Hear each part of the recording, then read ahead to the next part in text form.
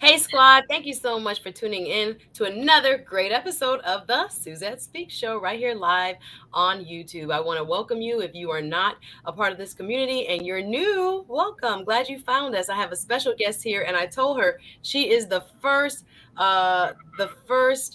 biochemist I've ever met in my life. And she has an amazing story. And not only that, she's a brand new author.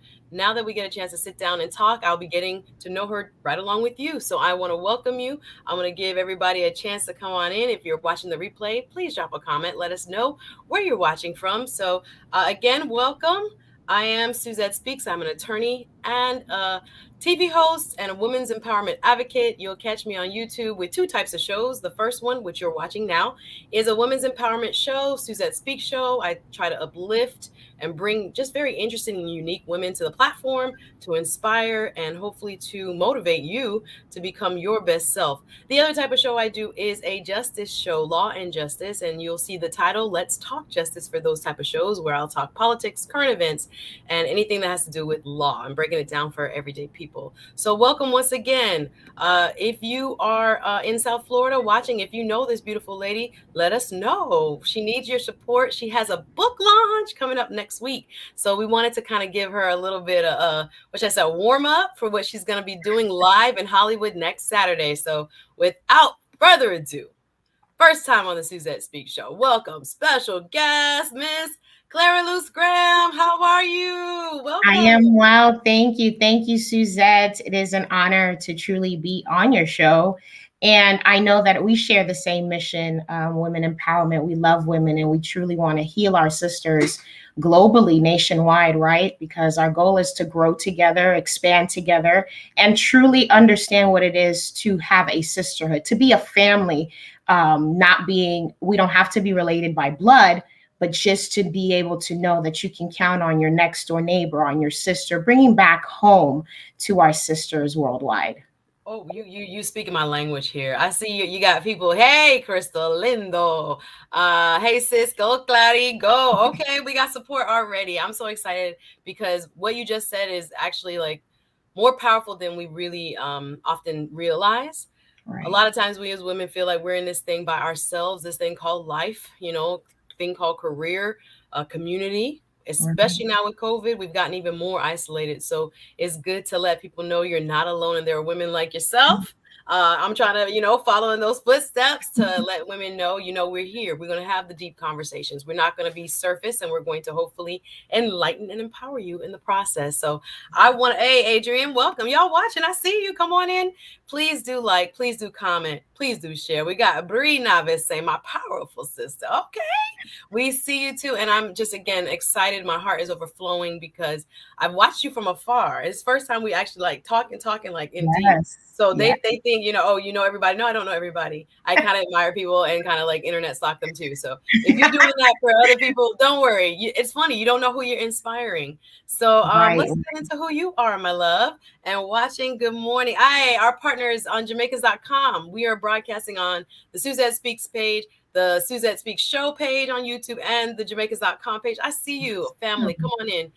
We got a lot to talk about here because women are going through it. People are going through it, but especially women with the current environment we're in. We're feeling tired. We're feeling disconnected. I don't know about y'all. Y'all drop a comment if you agree. Maybe it's me. I'm feeling sometimes like, okay, I got a smile on, but inside, my heart aches. I'm tired. Right. I'm not able to, be, fulfilled in a way with, Mhm. happiness through, romantic relationships, through Right. friendships, through family. Sometimes Right. you feel like, okay, I'm supposed to be happy now, right? I got all of that, but you're not. So, but let's take it back from the beginning. First of all, biochemist in the building, y'all. Let me just say that again. Let's start with, who you are. Just introduce yourself first before we start getting deep into the conversation. Tell us where you grew up Well, and all that good stuff. yes, I am Clariluz Graham. I am from the Dominican Republic. I was born in the Dominican Republic. I was raised in New York, Spanish Harlem, to be exact. Uh-oh. I Yay. moved around a lot as a kid. I lived upstate New York. And then finally, I moved here to Florida. And I always say I moved here to Florida to retire, right? Because I was living wild in New York. Things changed. I met my husband here. I went to college here. A lot of my adult life has been here, and I've met a lot of my best friends. They're right now in the chat. Hello, friends. And I've had an opportunity to really just to juggle life, right? And I'm a mom, I'm a wife. I have two beautiful kids who truly inspire me on a day to day. And I always say I'm more than just this career oriented person, and I am a go getter 100%. Above all, I am a human being. I'm a woman. I am. I'm. There's so many layers to me, right? And so I am just floored to be able to truly just be here and showcase that I, who have been jumping and juggling all my life, can actually find some level of stability, right? And I'm super excited just to be able to showcase the world that I'm not just Clariluz Graham. I am an individual who just desires to be whole, right? And that desire to be whole, I want to actually showcase it to those who are around me. I feel like the gift isn't just for me, it's for everyone. Mm. Desire to be whole. If you feeling hurt, yo, drop something in the comment. Let us know that you're watching. Yeah, I was saying we was feeling tired. Crystal Lindo's like, yes, we are. We are feeling a little out of touch. We are feeling low. And I think the author of Battery Life might have something to say about how to recharge. That's what we're here today. The author of Battery Life, Miss Clariluz Graham. They're in the chat. I see you guys. Please drop a comment. Let us know you're watching. Go ahead and like and subscribe. We have a deep conversation to get into now. So we know mom, okay, check. Moved here from New York, born in Dominican Republic. Okay, shout out to all my Afro Latinas out there. Well, that's right. Oh, and don't forget, I am Haitian. I am of Haitian descent. I'm Also, very proud of it because for a long time, I can tell you, it was like, okay, you're only Dominican. No, I share the entire island. I'm from the island of Hispaniola, and I'm proud of it. that's a big deal. Listen, that's a whole nother conversation. That is a Yes. very touchy subject because a lot of people do not like to say, "Oh, okay, trace me back." But good for you. I No, no, think no. Trace me back. Part it's of us is the fact that we are colorful people and we actually have something. We have culture. There's so much absolutely. diverse. Like I said, there's so many layers to us as people that that I have to shout it to the world that I'm grateful to be of Afro descent. I love it. I love it because yes, you're going to inspire some people even right now because Yeah. there are people who have not been able to say that, and I'm very touched because when I think about even what we're seeing at the border, and not to digress too much, Mhm. there are so many people that only have a one-sided sense of what the Haitian diaspora looks like and is, and I'm glad that we can show other representations and show the fullness of the diaspora that Mhm. they are resilient people and come with so many different, as you say, layers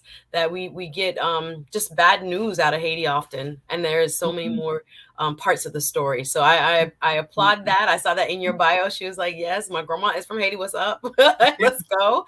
And I love the fact, did you come to Florida for love? Let's just keep it real. I did not Okay, actually. It okay, just okay, so good. happened. I moved to Florida actually because my mom and dad, they were separated for some time, right?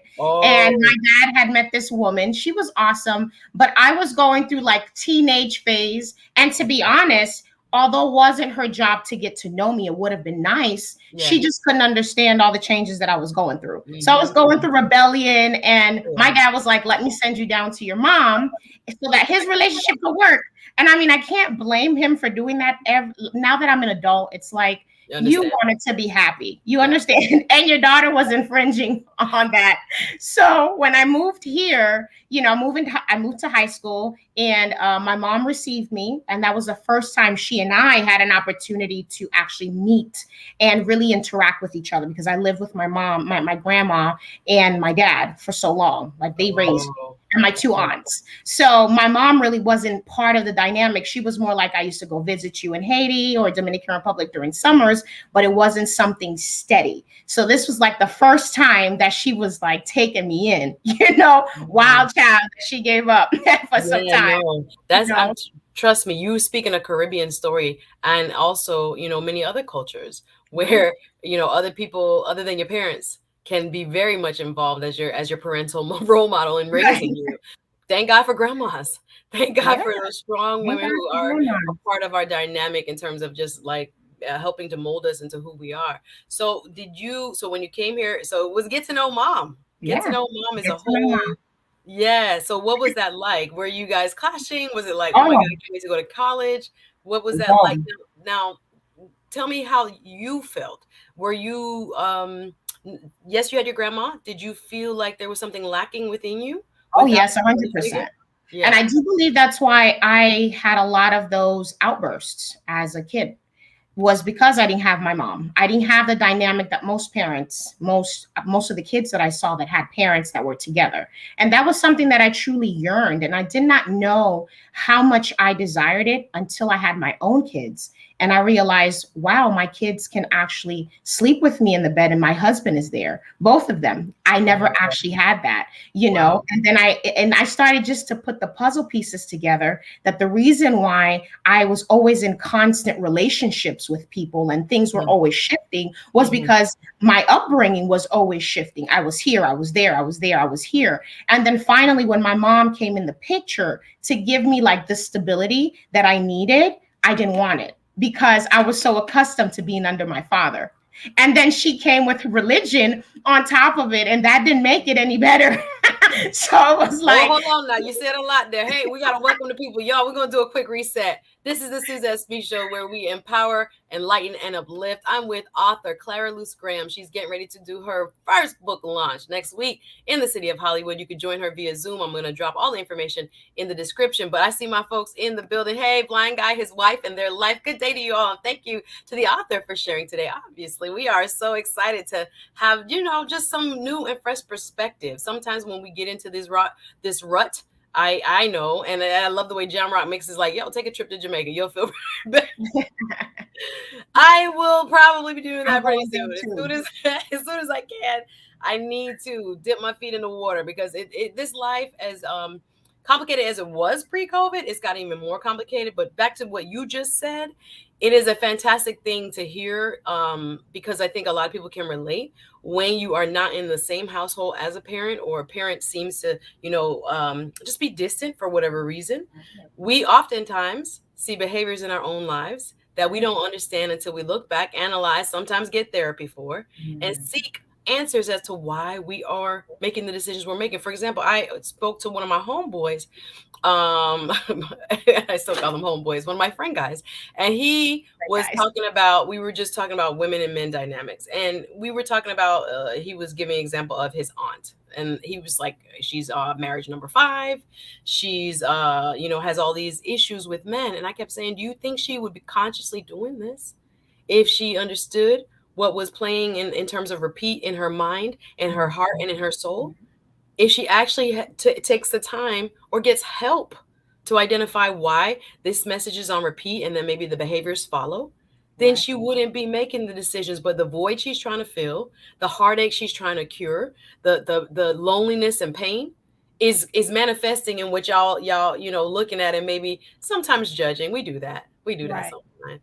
But it's good to have that self-awareness, and Definitely. everyone's awakening is different. Everyone's time to realize, damn, I should have been doing better, but you can't until you know, Right. until you Right. realize. So you So realize. did you to fast forward a little bit, so you go to college and you found your man in college? How did that go? No, Somebody, no, no, no. I let me actually know. met him in high. Let me tell you how the Lord works, right?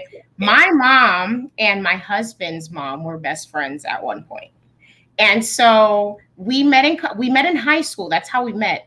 And I was doing his hair. My mom used to have a salon. So when my mom came to this country, the first thing she did, all Dominicans, they're really good at hair, I must say. Okay. It's Sorry, like a fresh blowout. DNA Thank you. situation. All right. You don't have to go to cosmetology school to be a good and a fine hair artist, hair care technician. Okay. It's just in the DNA. And so she said, back home, my mom was a doctor, and here she had some capital, and she said, let me just build something right now until I learn the language and get on my feet, go back to school and finish what I started. Her desire was to become a physician here, but the with it being so long back then, you couldn't just come and get your title. Although she needed to learn, go through the hoops all over again. And she was tired. She's like, I'm not going to be 55 trying to be a doctor, Yeah. which she is right now, right? And so at her salon, here comes her best friend with her son. And I knew how to braid. My mom had asked me, hey, braid his hair. I'll take care of the mom. And as I'm braiding his hair, this man said to me, you're going to be my wife one day. And I cracked up. I cackled because I'm like, hey, it's way too soon in this conversation for you to tell me this. But lo and behold, about 5 years later, we juggled throughout college. We did date throughout college. It didn't work out, but it did seem every time we came back together, we had grown a little bit more. And when he decided to pop the question, I was already here in Fort Lauderdale. I always say he always followed me everywhere. So I moved to Gainesville to go to school. Then I moved back home. And it's like he moved to Gainesville, then he moved back home. So we were just following each other. It was like tag, right? Listen. And then finally, we decided to settle down and become a couple. We got married at 22 and 23. I'm 30. Woo, I'm 30, 31. Jesus. Yeah. So we're very young. Come on now. We did get married pretty young, but it was good. To be honest, I can say this. We got married young, and throughout the course of our marriage, we have learned so much. I can say that. I think sometimes, and again, for those women who are now more mature, we like, dang, we missed a little boat there, but not necessarily. I think it's actually, you have different seasons where things work out for you in your life. And I think, with you, your mom, even unintentionally maybe, or maybe intentionally, was a beautiful example of where people used to match make. I don't know if that was her. No, that was not her case, because she hates my husband. I can tell you that much. I don't know. I love it. I was just like, you braid the hair. She can't stand them. Okay. Well, understand. Let me tell you this, Suzette. Yes, my mom wanted white, blue eyes, every Dominican woman's dream, right? Because we were taught we gotta whiten the race as if our little skin color is not sufficient. You we all know. Yes. Listen, we all know, scientifically speaking, race is a gene. One gene determines your color. Okay, like one. It's not like there's 99, only one. So that's what her desire was, to have like these brown skin babies with like green or blue eyes. That didn't happen. She got brown babies, and I'm very glad. They are the most beautiful set of colorful children I have, and I love them. That doesn't change their intelligence. Right. It doesn't change their personality, but unfortunately, that's where that came from. Oh, well, you bring up another point, because again, across the African diaspora, Black diaspora in the United States, in the Caribbean, colorism is very real. And it goes back to slavery and what we were taught, to be closer to massa, the slave owners, was to be, advantaged. Right. You had better living quarters. You had better opportunity to go to school. You had better that. So that stuff is ingrained. And not to judge mommy, but in her mind, she wants what's best. Right. She thought she was like, wait, we're going to do. I used to have old neighbors used to tell me that. Yeah, you don't want nobody black. I said, wait, hold up. Jesus said, there were one human family. So let's get it together. But I think, whatever island you're from, or even in the United States, this lives very real. So thanks for being transparent with that. But you like, hey, I got my beautiful brown babies, and what's up, mommy? Here's your grandchildren, and I love them, and I'm sure she does too. I'm sure she does, But that's deep. That can be deep rooted. It's not you can control. I'm gonna read a few comments. Y'all welcome. Come on in, drop a comment. I'm gonna back up a little bit.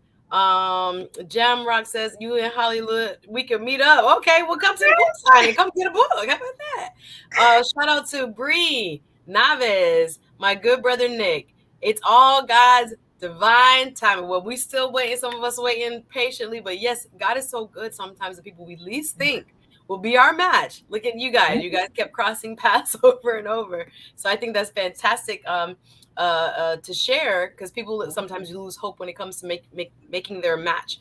Blind Guy, his wife says, it's cool that you're an author, but I need to hear more about the DR gene that gives you all these salons. Every Dominican, let me tell you, that boy, You leave I that don't question know there. I if don't it's know. like when the slave ship came to Dominican Republic and they had to make things work. That Listen. is, it was ingrained in the The DNA, okay? DR Believe me. hair doing gene salon gene is real. Shout out It to all my is. Dominicans watching. Shout out to all Dominican. Shout out to those of us who love Dominican hairstylists and know about that real blowout. Yes. There's nothing like a Dominican blowout. Believe me. Okay. Sean says, "Keep going, keep doing great things, Clary." Hey, Sean, nice to Hi, have you. Thanks for Sean. joining. Drop a comment, y'all. Show your support in quiet trust. Says, "Hey, Suzette, go, Clary. Great conversation. Yeah, we're going to get into it. I am always interested in understanding how a person, is motivated and what makes them tick. So I think Mhm. sometimes the background of your family and your life kind of gives people more perspective as to, okay, what is she bringing to the table with the book? So fast forward, you decide to become a biochemist. Yeah. So for those of us who might be like, okay, yeah, I don't think I think I dropped that class in college. Yeah, Well, was like, okay, not gonna be a doctor. Who's taking all of these classes? Not me. Yeah. So why biochemistry? How did you even know that was a career? How does no, one no, start no. into biochemistry? Listen, everything that has happened to me thus far has been a God orchestrated thing. I say this because I actually wanted to become a physician, and that's what I was studying to go to school. I was going to be a physician, a doctor. I really loved cardiovascular surgery, so surgery was the direction I was going to go in. But I started working at the hospital, right? I got a nice job at the hospital, and I started watching how these people would really take care of their patients, right? And I started paying attention to the characters, these physicians. And I said to myself, am I truly in the right place? I'll tell you, I actually called one of my girlfriends one day at 7 o'clock in the morning when my shift was over. I had worked overnight and I saw this patient who, I won't discuss too much of her issue, but she was going through something extremely, extremely traumatic. And I had witnessed it. And I called her crying. And she said to me, girl, why do you want to do this? And I said, well, I want to help people. And then my husband kept asking, after that conversation, my husband kept asking me, why do you want to become this physician? Fast forward some time later, I realized I only really wanted this degree so that I can tell my mom, listen, I know I wasn't the best daughter on the planet. When I got here, our relationship was rocky, but listen, at least I did this for you, right? And then remember too, from the culture I come from, if you're not a doctor, if you're not a lawyer, you are nothing. You didn't do nothing with your life.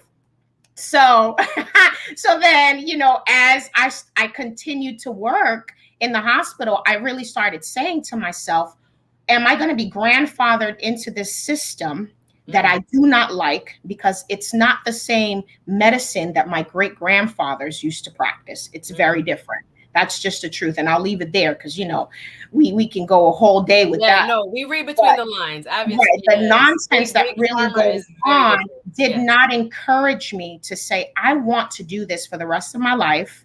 And I'm going to do this for the next couple of years to learn and live under it and have these feelings that I have.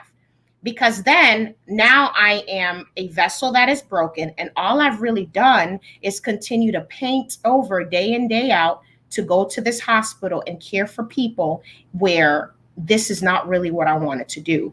That's where I dropped it. I realized this is not something that I want to do. I'm too bitter here. And I'm going to be just like these physicians who treat these patients a particular way because they've been grandfathered into this, and their desire is not to be physicians. Their desires might be to write a book. It might be to sing, to act.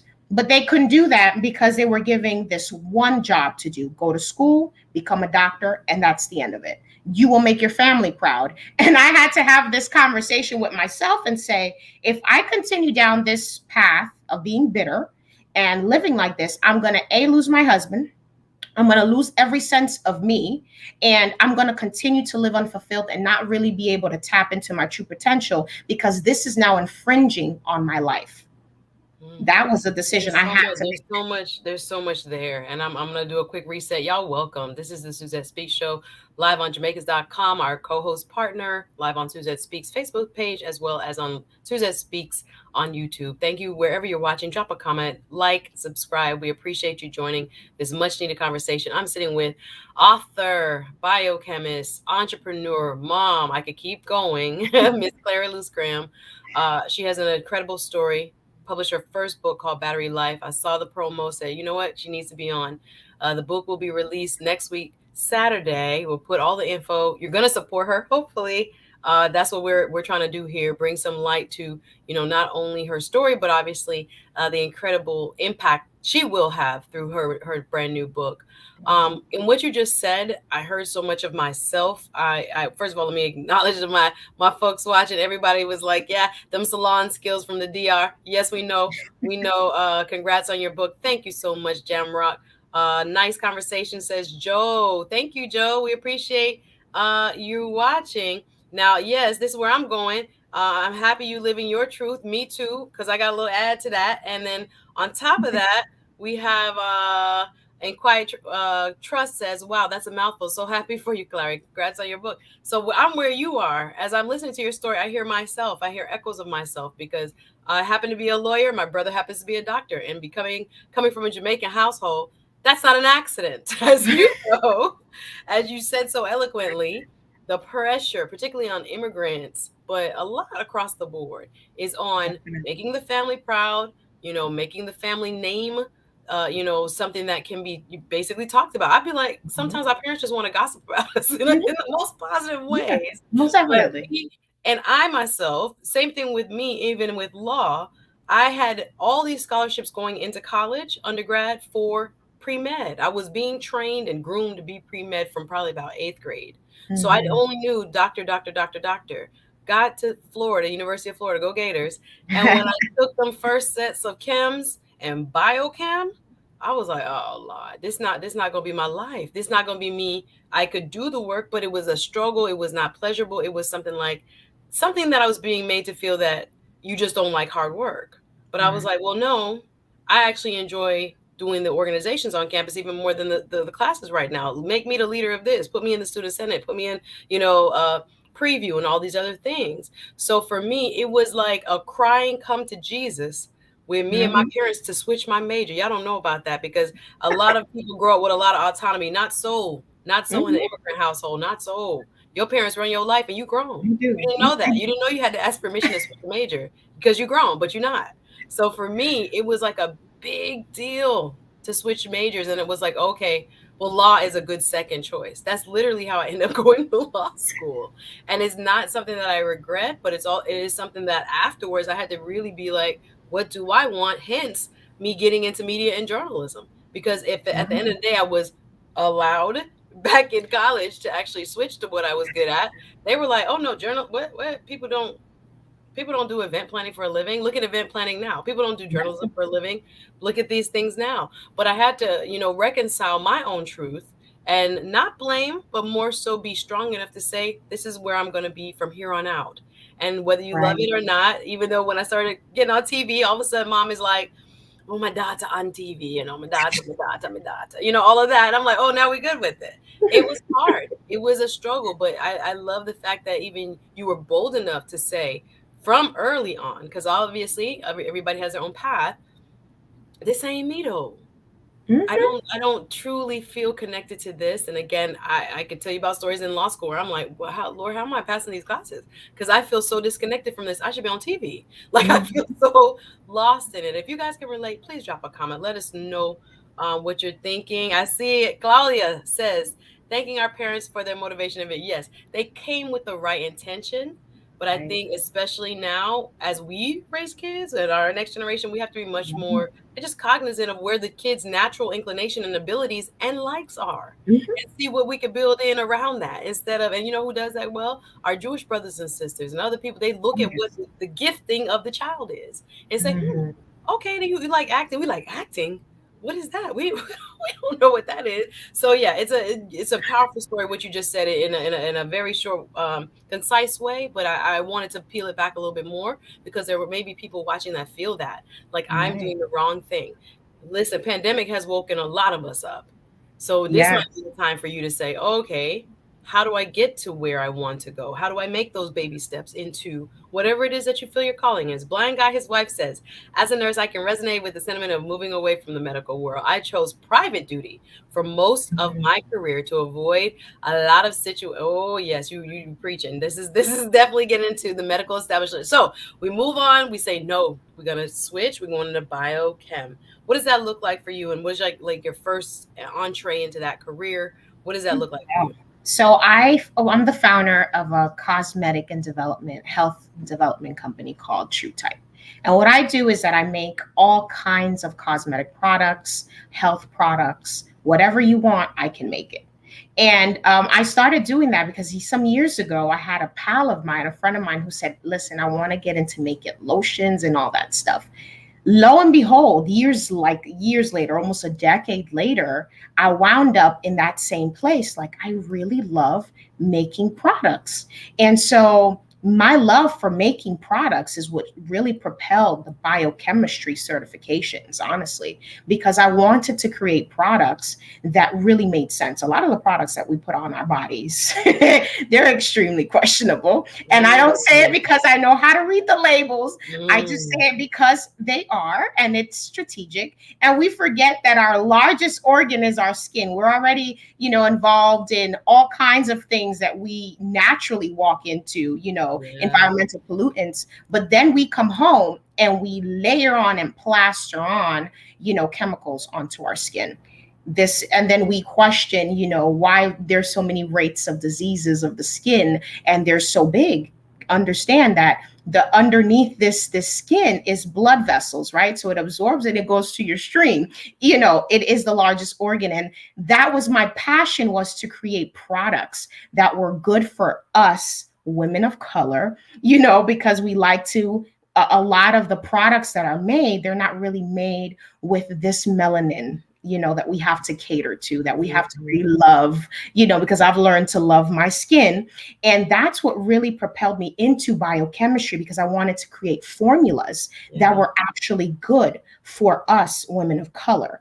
And I have my actual product that I'm trademarking right now, and hopefully I can release it by sometime next year. But that was my desire, that was my goal. So I created this company. We are going to start a manufacturing company soon. It won't be in the States, it's going to be out of the country, but I will have a branch here that will create products for us. And I wanted to also make it a platform for other women who wanted to have, other products that they had in mind, that I could create it for them and make it for them, so that they know that this came from someone who looked exactly like you, with no preconceived notion, with no agenda, but just to make something that you would be proud of. And oh man, I've worked You through with. blowing my mind, sis. You blowing my mind. I'm gonna sit here and just listen because you blowing my mind. What you're saying is so revolutionary and it sounds so like beautifully said and calm and all. I'm like, but what she's saying is actually like just a whole. This is what our ancestors dreamed of. Right. This is what our ancestors dreamed of, like to think about the impact, not only that black women throughout the years have had on the beauty industry, Mhm. but an industry that has at the center put white women and had forgotten us or had made us to feel as if we were never going to reach this European beauty ideal. And to Right. now have so many sisters like yourself, I buy hair oils from people, I buy soaps from people. So now, I'm about to be on your website, but I'm like, I think about how, we are women of color, the number one spenders in terms of the health and beauty industry.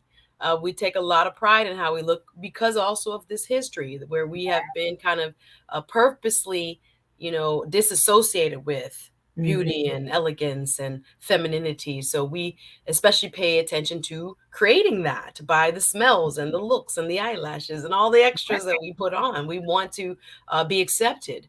But I love the fact that you're coming at it from the perspective of a person who, knows the importance of the chemistry, of Mm-hmm. what goes in, because I think there is this big movement now of like, I had a friend girl told me she did like a full detox from everything organic, from food to like makeup. I was like, they make organic makeup, y'all gonna have to tell me so I can step up my game, and all these other products. She was like, Sue, same as you. She was like, you would be surprised what the FDA allows in your food and in your makeup. And I Okay. said, well, it's like so much. You got so many things going on in your life. You're like, I gotta worry about what you guys are approving, because a lot of what we approve here is not approved in Europe. It was Correct. not. It would not be allowed in much of the other parts of the world. But for some Mhm. reason, big business in our great United States is permitted to damn near poison the environment and poison you at the same time. It's quite frightening when we think about, the government is supposed to be regulating this. But okay, off that soapbox. But the revolutionary part of what you're doing, I think, from an entrepreneurial standpoint, from having, like I said, the actual manufacturing through the chemistry standpoint, I think many people come up. I know several people who have come up with like beard oils and things, and they have to get people to make it for them. But Right. to kind of like tan the entire supply chain. I like that idea of, from start to finish, we Right. can source our own. We can come up with the chemical formulas ourselves, and we can also manufacture and sell. I think that it is incredible for generations of people that can even, by law, do so much of what we're talking about here. So it's very profound. We say it, and like I said, it's incredible, and I don't want it to be taken lightly. That's why I'm like, let me back up a little bit and just think about, the foresight you must have, the confidence you must have, and the vision for what you want to make happen. Where did that all come from? Do you have like affirmations that you say? Is it your faith? Like to go out and start your own company, cosmetic company with all these giants, and to be able to see, you know, yourself actually manifesting, the outside United States offices, doing all this. There are women that are listening to you like, I could never do that. How did you even begin? What was the first step to you getting to your goal? Oh man, there's so many layers. I must say the first thing I did was forgiveness. And I know this is as cliche as it sounds because I was that person that we were like, forgive what? What am I forgiving? I don't want to hear about forgiveness. Yes, ma'am. It is legit because forgiveness will have you in a box thinking that you are by yourself, that you don't want to expand in the world. Forgiveness will really smite your light. And forgiveness was something that I dealt with my mom from all of the trauma that she had put me through, And also, I must have a shout out to my husband. God really put this man in my life to really show me how to have introspection. I have never met a man who knows how to communicate better than my husband because I didn't know how to communicate too well, but he has taught me how to communicate, even how to communicate with God, because I've always been so emotional. And it's like, okay, Lord, I don't want to talk to you right now. This forgiveness thing, it's not working for me, because today I'm okay, but tomorrow I'm feeling this and this is real. I'm crying here. I'm lashing out. I don't want to talk to anyone. And then the next day it was like I was on this insanity roller coaster. And at some point, I had to say, okay, let me try this forgiveness thing today. I'm going to try this portion of forgiveness. Tomorrow, I'm going to take another portion of forgiveness. And the next day, and as time continued to progress, I realized, okay, I am getting better. But I had to really let go of even the failures that I felt like I had, because I wasn't this picture perfect daughter to my mother. That, I couldn't change the fact that my best friend, who was my dad, had passed because he pushed and motivated me in different ways. Their parenting skills were so different. But now I was left with this one parent that I couldn't get along with. And I'd been estranged from her for so long that at this point, I'm like, listen, I have to just pick my battle. And my battle today is to work on forgiveness for my mom. And I'm going to work on forgiveness for myself.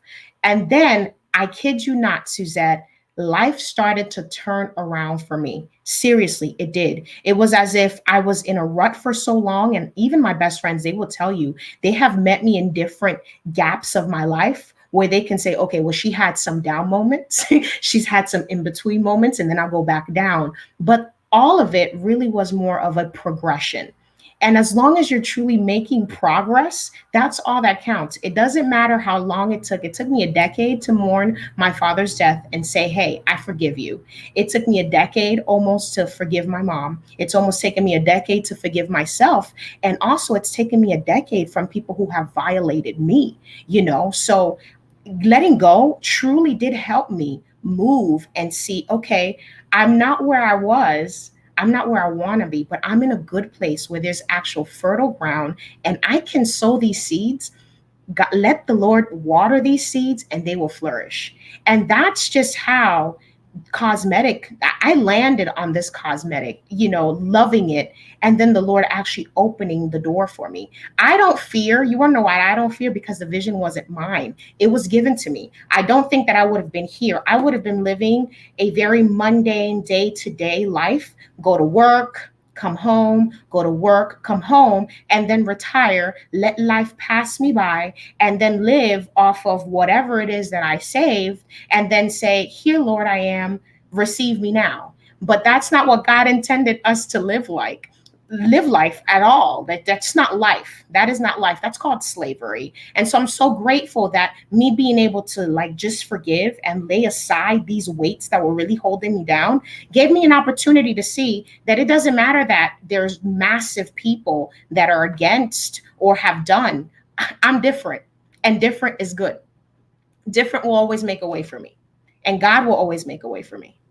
I'm in the comments. I'm listening. I'm just. There's so many nuggets. Look at this. Hey, the band-aids. Yes, the healing. The healing. The healing is the healing for me. Wow. I am inspired by your testimony. Um, because forgiving, a lot of people need to forgive their parents. Hello, are you watching?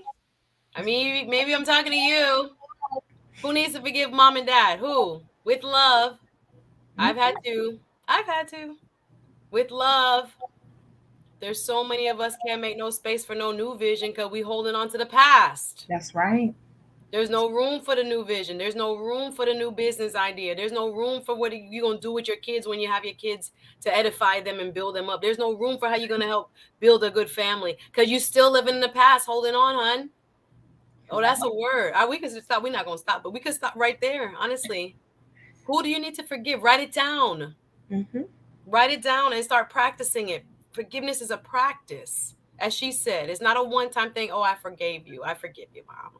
They hurt you again the next day. And you mad again the next day. It happens for me. I'd be like, but you just said the worst thing. Now you could give me dinner. Now you want me to stay for dinner, but you just messed up my day right now. Thanks, mom. Appreciate you. This is an ongoing thing. Sometimes they don't even know why they hurting people because hurt people definitely hurt people.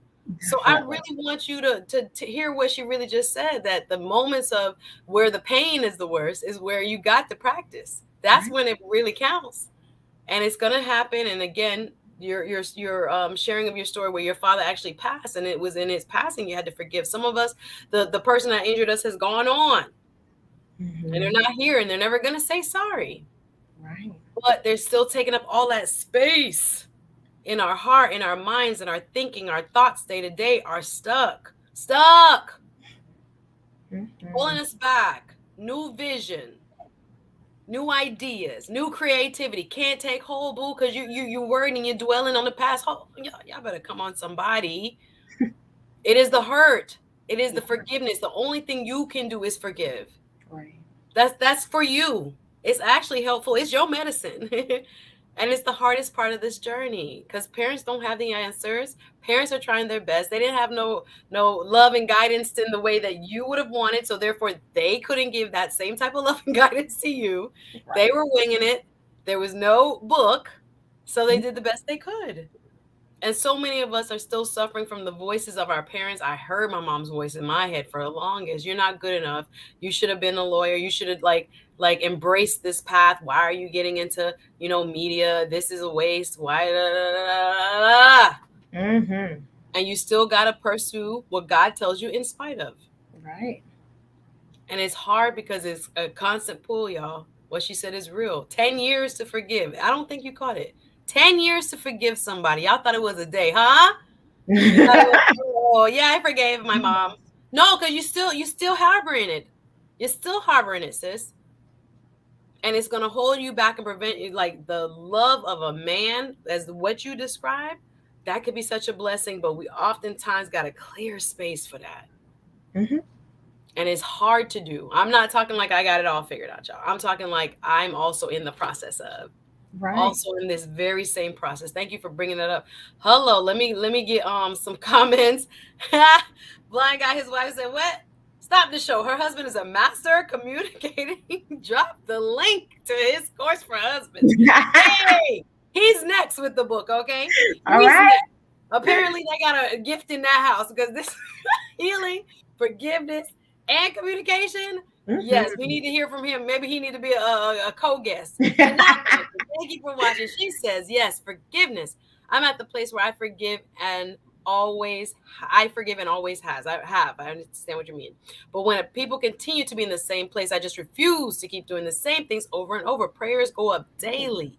I forgive and I move on. My 51st chapter is so important. Yes, because you've learned a lot.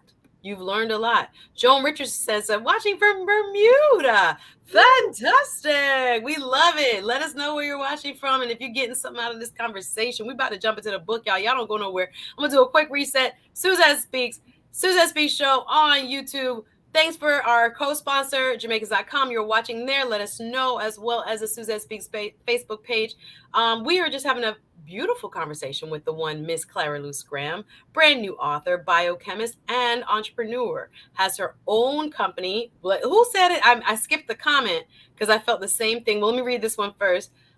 Yes, forgive, and they still haven't changed their ways. Yes, I'm over it. I'm trusting God in the process. I'm choosing to move on with God with no hard heart. That's the part y'all didn't get.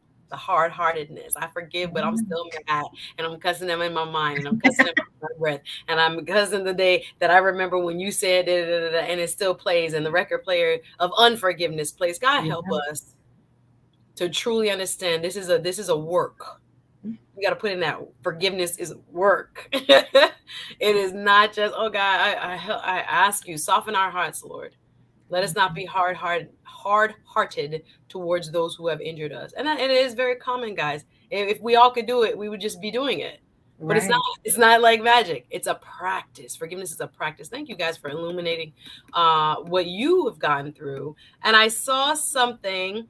Adrian F said, definitely can relate. I have been waiting before going to college, but I keep falling back into the same original field. I hear you, because we have all this social pressure. We got to do something that is respectable, and we got to do something that makes money. And even though if you're crying every day at your desk, go do that job. Like, we got a real issue with this.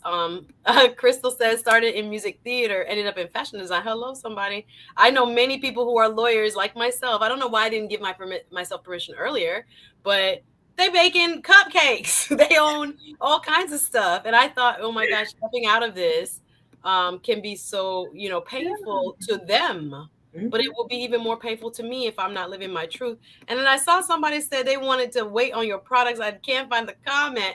They were like, coming out, let me know so I can be the first in line. Well, Well, thank you. If you want yes. me to make a product, I got you too. Yes. So if you have an idea for a product, like I said, I have a friend guy who did very well. He sold his company, I think. Started, like, my brother even started his own pain cream and got a manufacturer, I think out of Tampa, to put it together for him and put the oils and put the this and put the that. And he tried it and he tried it. I have a friend that makes teas that way. She's like, I got a immunity tea. I got this. I'm like, how you got all that? She's like, no, we try it, we test it. It's a very Mhm. cool process. So from biochemistry to helping women succeed in life, helping women overcome obstacles, helping women unite. Tell us Yes. about that pivot for you. First of all, will you have time to do all that? Second of all, That's a good question. what does it look like for you when you desire to step out of just corporate America, if you will? What did that look like for you, and how did you pivot into, okay, I not only want to talk about but be about female empowerment? What did that look like for you? To be honest, my husband gave me the chance to stay home so that I could help with my first son, right? And then it was, okay, you're home, you have all this time to actually think about what it is that you truly want to do. Because I was truly, truly, y'all, just bitter at this hospital. Finally, I realized I'm true type and I'm pushing forward. As I continued to push, I reached a stumbling block, right? Let's talk about capital.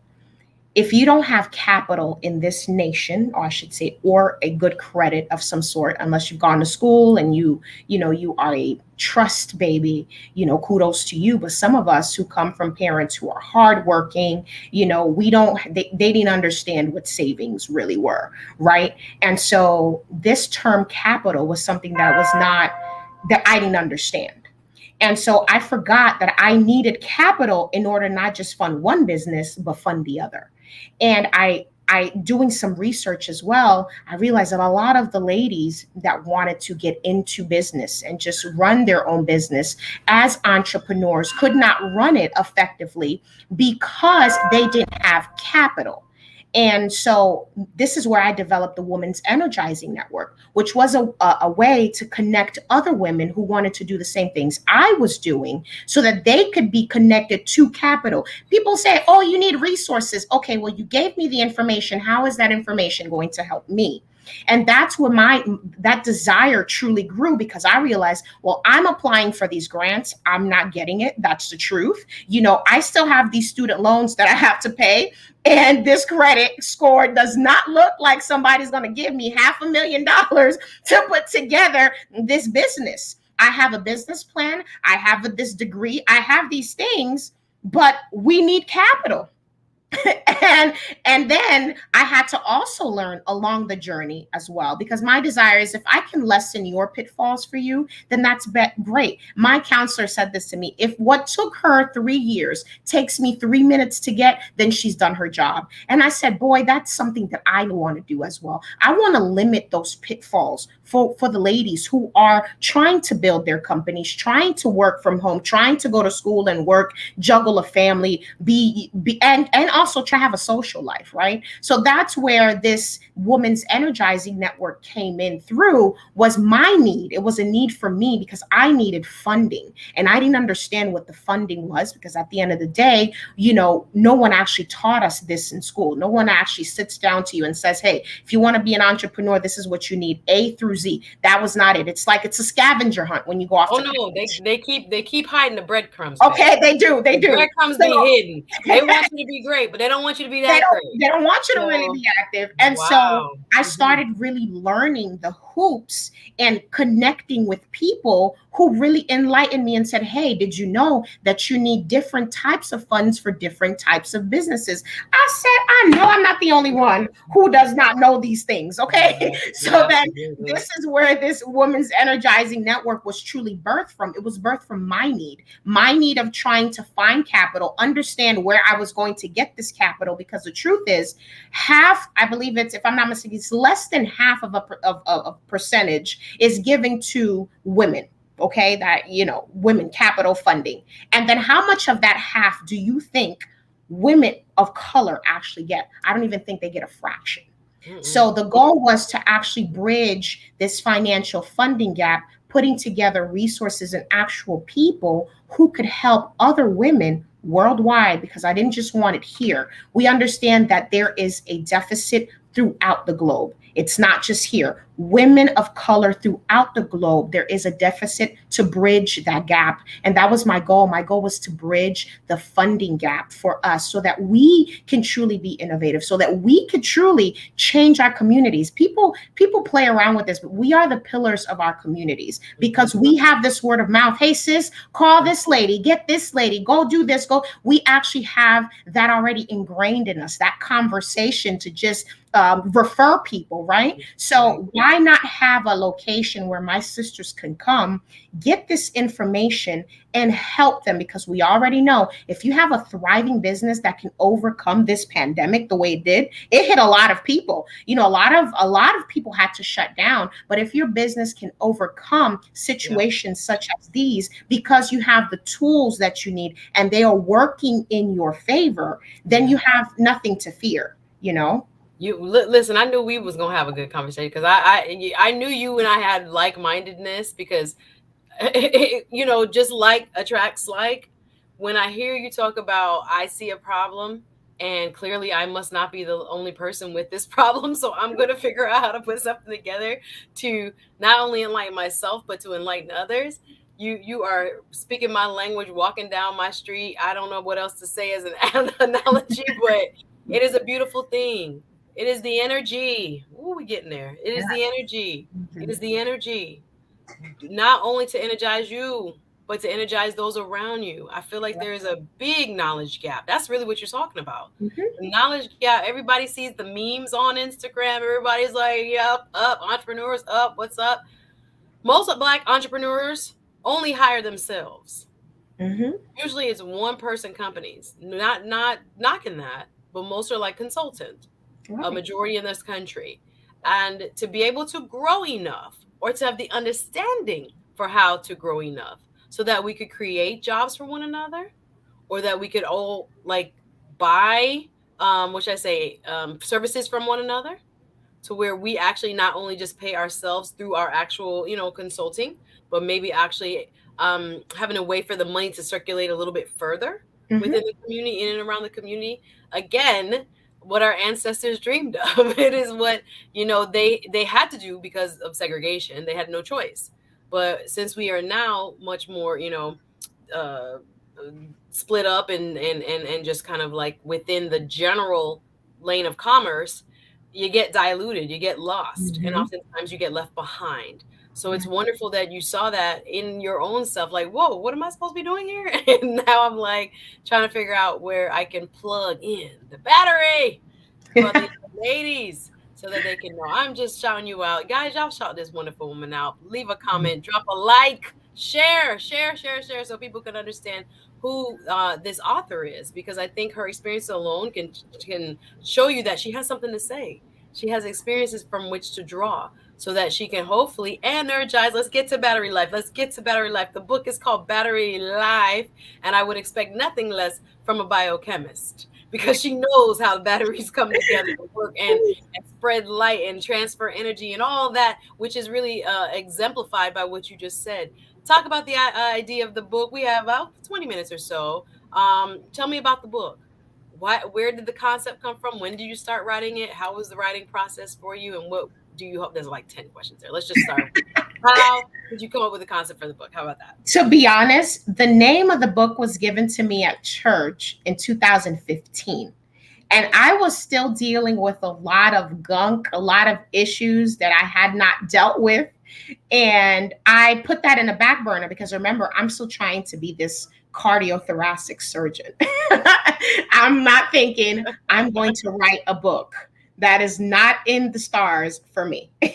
So I just put it away, but I never told anyone about it. I wrote it down 2 years ago. I came at a halt and I said, listen, I got to get some counseling. Whatever it is that I'm dealing with in my soul, I have to understand why relationships for me aren't working, why I feel the way I do, why my mind feels so bogged down all the time, and why I feel so cluttered. I found a counselor. Once I started talking to this counselor and really unpacking the levels of just hurt that I was dealing with, I kid you not, I was truly able to sit down and begin to write. As I was writing, there was like a transformation that happened for me. I actually found a lot of healing in my writing because I was actually able to recall the events that were tugging at me, that weren't letting me breathe. I felt like I was suffocating. I was fine. Like I functioned, I laughed. Anyone who knew me would think there is nothing wrong with this woman. The only thing that's wrong is she might laugh too loud. That's it. But other than that, when I started writing, I started pinpointing, okay, I realized that I'm hurt because of the things my mom used to say to me. I wrote those things down. Like she would say I had the spirit of prostitution. When I say that would like literally tug at my life, I had to start thinking like, why would somebody call me that? I don't understand. Like, and as when I had my children, that's when really things started to clash for me because I said, I'm a mother. I cannot imagine myself degrading my children to that level. And I realized that there were layers of me that were broken, but all I did was slap religion on it. I did the same thing my mother did.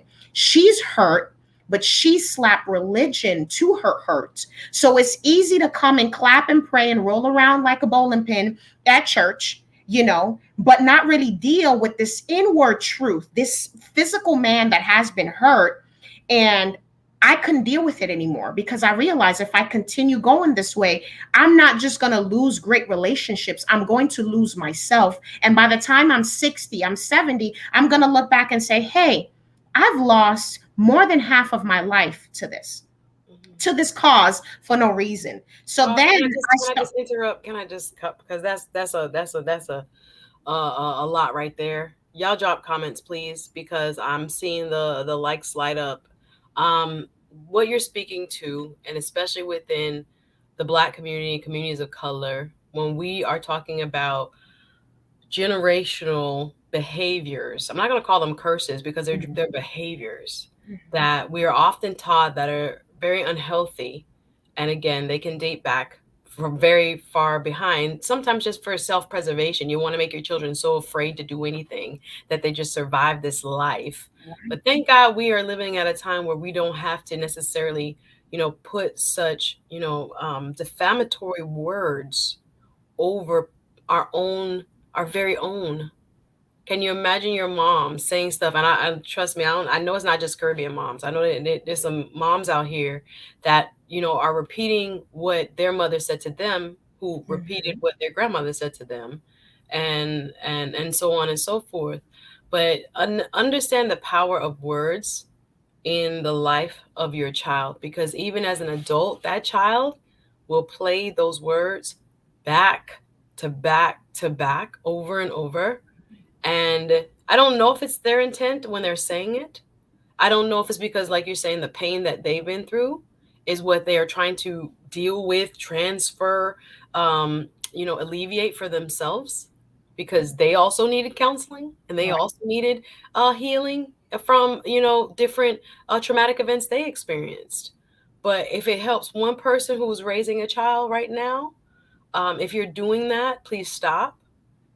If you are calling your child names, if you're calling them out of their name, if you are speaking a curse over them, please stop, because your mom did it and her mom did it doesn't make it right. Right. And there's a lot that the person will eventually, the adult child will have to work through, or either be poisoned by, and leave so much on the table in this life, and not be able to live in the fullness of their potential, because they have already been, shot in the leg. I remember friend girl from law school saying that, about how she thought she was going to fail law school because her mom, before she even got there, was telling her she's not smart enough. Girl's not supposed to be doing no law. She needs to hurry up and get married and find a husband. And I was like, people saying that to their kids? And apparently, yes, they are. Yes.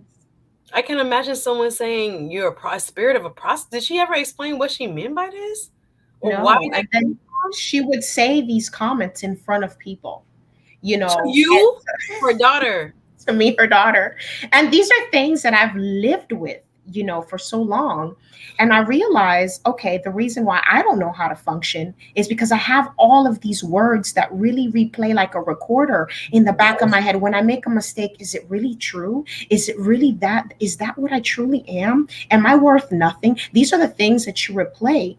And so, if it's not by God's grace, truly, honestly, and if this is not to make it overly spiritual or overly complicated, if we don't start dealing with these layers of hurt, then truly what we are, we're just cracked vessels that as we continue to paint over that vessel, it just shows how deeper those cracks are, because it will come out at your children, it'll come out in your marriage, it will come out when you're working. It's going to come out because it's just natural. You You can't have hide to it, boo. release the toxin. The toxin Oh, has to come out. Lord. No one, you don't ingest the toxin and think it's just going to stay. No, it's going to Wow. spew. It spews into your organs, it Wow. spews into your skin, it spews out. And that is exactly what this kind of trauma will do to you. Yeah. it spews in different places. As you said, and I heard my cousins, my older cousins tell me this. They were like, "You'll never know a man until you married them."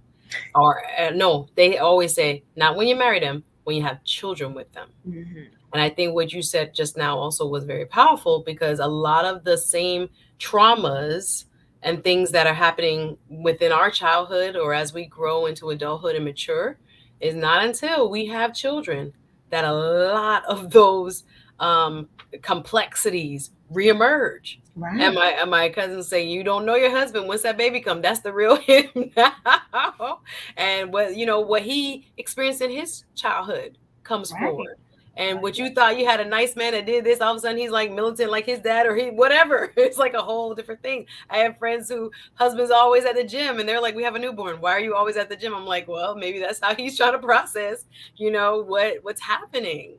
And it's Right. sometimes very difficult to understand, sometimes lost in translation.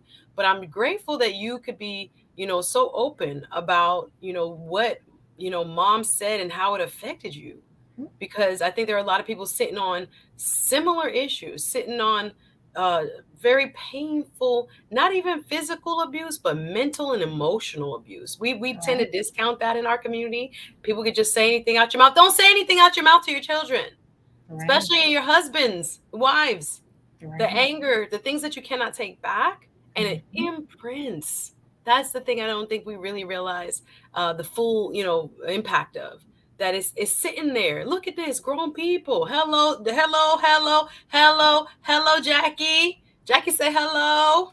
It is hard. It's hard to like, because we get let a lot slide within our culture, as in Mhm. love, tough love. Right. No, it's poisonous. As she's describing, Boundaries. as a Yes. chemist would, it poisons everything. Now you can't move forward in this, you can't move forward in that. You're hurt, you're stuck. And you're playing this, you really fulfilling the words. You're really Right. fulfilling what was been spoken over you. That's what really ends up happening, whether they intended it or not. So it Right. is something that we must really be careful and be mindful of, y'all. And if you see other people doing it, bring them aside and say, why are you talking to your daughter like that? They think it's funny. Don't laugh. It ain't cute.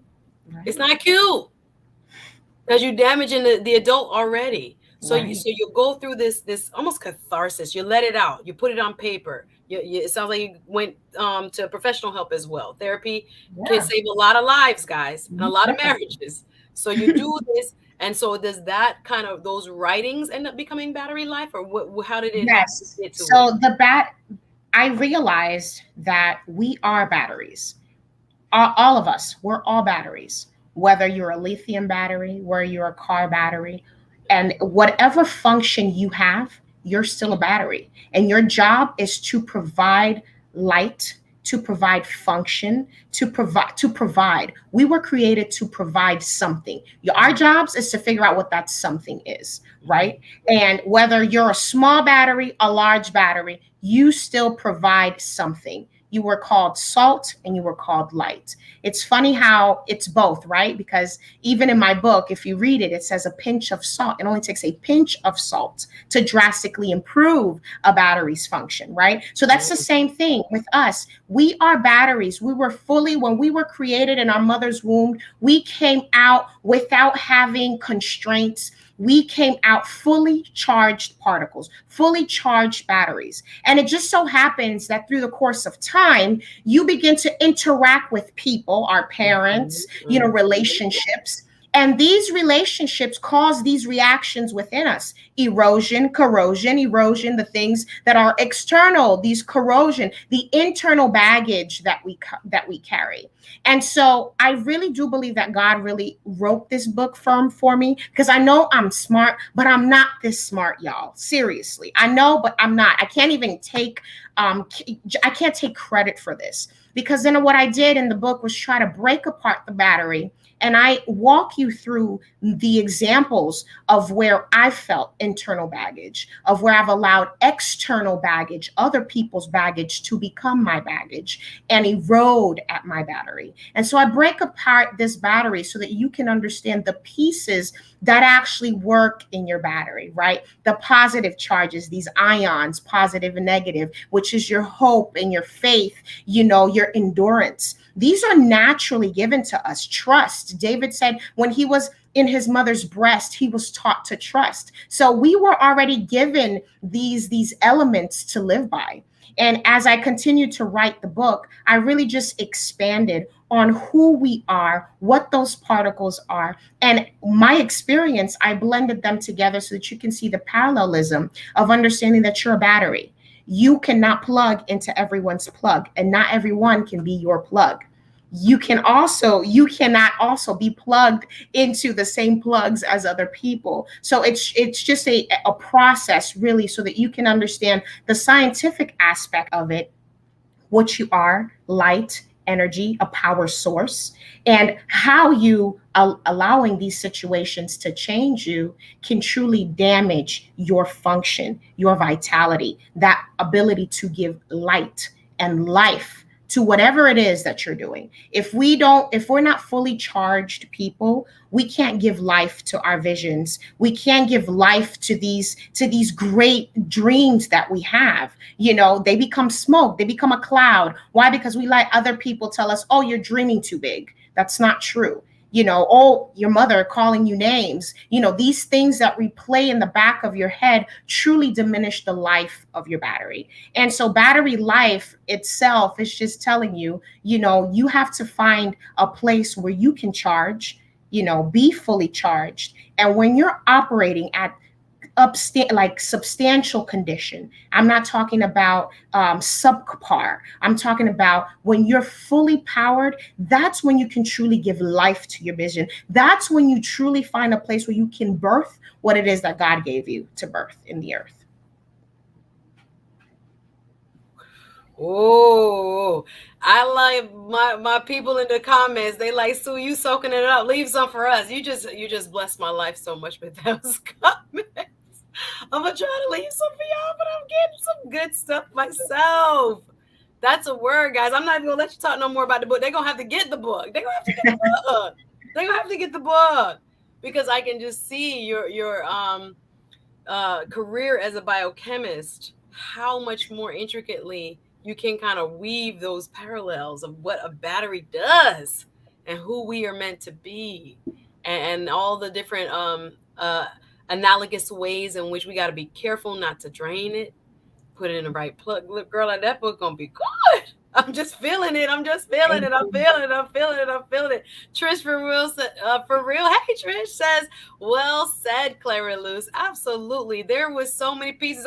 I guess I'm supposed to let y'all marinate on it because I love pulling it apart. But I'm just in my heart of hearts thinking, guy, we are, supposed to be the batteries for others, our families, our friends, our nation, our communities, our churches, at work. Remember that part. Whether how Mhm. big a battery or how small a battery, whether your job is the bus driver to open the door and smile at those kids and make sure they feel special when they get on your bus, be that battery. Right. It don't have to be in the medical field and all that. Oh, we work here, we work there, we got titles and we got degrees. What about where you are? Right where you Mhm. are. Who are you charging up? Who are you charging up? Oh no. Oh, someone hurt me. How Suzette, you hurt me. I'm not trying to hurt you. I'm just trying to ask because these type of books, it hopefully will spur you to some self-reflection and then some change. Help us, God, to get charged first. Help us, God, to do the emptying as this distinguished author did. Had to get rid of the heaviness that wasn't allowing her to charge up. The words that were spoken over by the ones we love the most. The pain of the past, the issues that we were dealing with that we thought we left behind, the unforgiveness, dear God, that still holds us hostage. No vision can be birthed. No one can be helped. No one can get a charge from you, baby, because you looking for charge. You empty. You around here draining up everybody else, every phone call, every text. You don't have nothing to give, boo. You got to work on you to get yourself charged up first so that we can have the impact in this world. Can you imagine how much better the world would be? I know I'm idealistic. I'm just going to pretend that this is all possible, but maybe it is. One person at a time, but maybe it is. It Yes, it said, is. "Oh, wee." Jackie said, "What happened when your own mom drained your battery? No matter what I do, it is never, girl, I can relate. Can Oh, you have a sis. word for that? I know, because especially if you live with your mom, I don't know how you Mhm. where you live, what you do, especially in those young adult years. If you move back home, or if you like, whoa, was I that bad of a daughter? Like I thought I was a good daughter. Like what are you talking about? Like why do you feel like nothing I do is ever perfect? And I feel like sometimes Caribbean people got that almost like they curse you to make you better. Mhm. That doesn't It's almost work. like this. It's almost like this reverse psychology. That's Like it. you're never gonna be this, so you work harder. I don't know if we should be doing that. So no, that does produce very successful professionals, but for some, it No, is a that's great called psychological warfare, sis. warfare. Let's call it by its No, name. I, That is not functional. no, I have We're like the Walking Dead, the zombies. We like zombies. the Okay, same so story I can hear in yeah, other rooms no. all the time. Their parents like literally almost cursed them, like lovingly. I mean, provided for them, got all their clothes, beautiful home, safe, stable environment. All of the basics were met, but psychologically, that's and then it's hard for people to know that that's what their problem is because they weren't beaten, because they weren't neglected. You had the right school, and you had the right this and you that, but you still feel empty and you still feel hurt, and you don't feel like you have a right to complain because you had all those wonderful luxuries. But at the Mhm. same time, emotionally, honey, you're a wreck. Emotionally, you don't really know how to trust people. Right. Emotionally, you won't be able to love, with full vulnerability, because every time you've tried that, you got stabbed, you got punched, you got, that constant, I call it like daggers. What would you say to Miss Jackie when no matter what you do, they gonna cut you? And we know how to say it. Black folk, we know how to say stuff that'll get you right to the core, cut you to the white meat. And you're looking like, I think I love this person. And then it's again, what do you want for dinner? What do you want for Right. dinner? Do you want to go out tonight? I'm like, but you just tried me. You just made me feel like so low. Oh, Jackie adds, I live on my own. I'm the oldest daughter, but it just hurts so much to the point I had to cut her off. I miss her so much. Any words of encouragement? Any Oh, words of sis. encouragement for Miss Jackie, Miss Clariluz? What would you try to say to someone where they're literally? Well, I cutting her off is hard. Let me let you answer. What do you think with there? Jackie, you and I share such a similar story. My mom and I's relationship has not gotten better over the years. I'm at a place now where I've had to create boundaries. And that boundary is that I had to cut her off because she's not healthy for me and she's not healthy for my children. And I could not allow anymore for my kids to see how she treats me and my reaction towards her and think that it's normal. It's not normal, you know? And so I want to tell you, kudos to you, honestly, for making that step. The step was to cut her off. And I know it might sound harsh, but, and I get that all the time from people, but she's your mom. Just because she is your mom does not mean that she's greater than you. You know, if you're no longer here, then there's no purpose for you. If you've gone and you've jumped off a bridge for some reason because these things are so heavy on you, then she's fulfilled a purpose, which was to smite you out of heaven, out of this place, before time. So I can honestly say that cutting my mother off has given me an opportunity to really honestly get to a place where I can say I can't have this kind of energy towards me and draining my battery. Who? And that's okay. It is okay. And believe me or not, I cry and I still miss my mom. Anyone who knows me knows that I love my mother, but I realize that in this place where I'm growing, where I'm catapulting into different places, I cannot have that kind of energy source next to me, and and it's a hard thing to do. It is a day by day situation. I keep telling people this forgiveness thing, it's not, oh, I forgave. It's today I'm going to forgive this infraction. The next day I'm forgiving the infraction from last with this infraction. It's a continual cycle. And there's nothing that we can truly do to make them change. They have to want to change on their own. Hopefully, it's not too late. Hopefully, it's in this lifetime that they understand that they have precious jewels and things that they're going to miss out on if they continue to be in the same place. So, sis, I'm going to tell you this. Please, I say you have done the first step, which is to let go. Once you let go and you really let go, and say, I cannot allow, I have to create this boundary for my peace of mind and for me. Because we forget about ourselves. And this is the biggest thing in this culture, in our culture. It's like, let's cater to everybody else while we have no water. There's nothing of us that we can give. If we're completely dried, you cannot function to do absolutely anything. So this healthy boundary that you've set to cut her off will give you an opportunity to look at the places that she's hurt you and forgive her. And then from there, you'll make the adequate decisions to be able to move forward. And hopefully, you guys will talk. My mom, she won't, if I tell her, she doesn't understand boundaries. My mom is the queen of no boundaries. But hopefully, your mom will be different. And she will understand that the reason why you had to cut her off was so that you could forgive her and so that the relationship can get better. Ooh, there's gonna be some I'm gonna add, and I fully agree with you. I think one of my previous guests had said, there you understanding that you matter, and understanding that what your needs are in terms of healthy, mindset and spirit and emotion is just as important as the next person's. But I think, and I want to just touch on it because I can hear people maybe in the chat thinking, but that's your mama though. And Mhm. especially within our culture and especially the religious overlay, honor your mother and your father.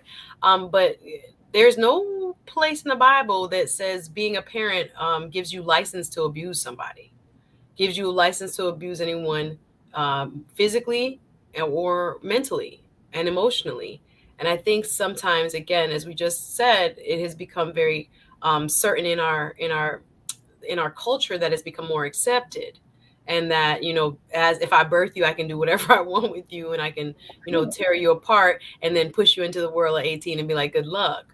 No, I also have a sense of responsibility from the parental side to nurture, care, and not destroy the dreams before their birth. So if it's so important from the child's perspective that the child must, honor the mother and the father and treat them with respect and give them their very best, why not see the parent also too having that same responsibility, that they cannot just throw dirt on you and speak all these kind of crazy things over you, and then everybody's supposed to be high-fiving and okay. And I think, again, that's its own pathology. And Yeah. maybe also, I'll add, Miss Jackie, go see somebody. If you have not had counseling or if you're not sought therapy about it, go talk to somebody, because you'll realize oftentimes we blame ourselves, and oftentimes we feel like there's something we can do. Some people not going to change. And so you've made a decision. Wait, if you're going to stay like this, if you're going to continue to injure me in this very profound way, I love myself enough to take myself out of that situation, out of that dynamic. I won't live to be beat up on. I won't Mhm. live for you to be me to be your dumping ground. There's no entitlement because my name is daughter. And oh boy, they love to do it with the daughters. Oh my goodness, I can't even get into this. The golden children are sometimes, the neurodynamic might be different. The son, for me, I'm like, bruh. I know he's perfect, but seriously, I love my brother. Don't get me wrong. But oftentimes, we as women take stuff out on our daughters. Somebody needs to hear it. Take some stuff out on our daughters, which is our own self loathing, our own guilt, our own shame, and Mhm. what we were told. Be careful of this, y'all. Be careful of this, y'all.